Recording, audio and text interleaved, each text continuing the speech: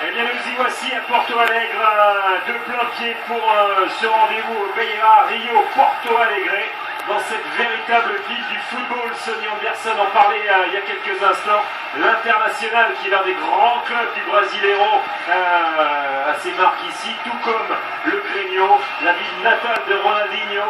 Il n'y a que des stars dans cette ville, une vraie ville de football, mais un bastion brésilien un petit peu à part. Quand on discute avec les Brésiliens, on a l'impression que c'est un petit peu la Corse, la Bretagne.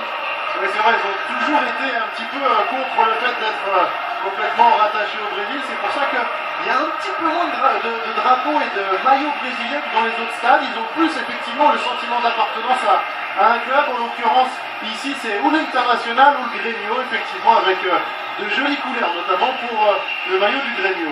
Voilà, et nous on va rentrer de plein pied dans ce Corée du Sud-Algérie, deuxième match donc pour ces deux nations dans ce groupe H. On rappelle que la Belgique a frappé fort en s'imposant face à la Russie en début de journée dans ce groupe. Donc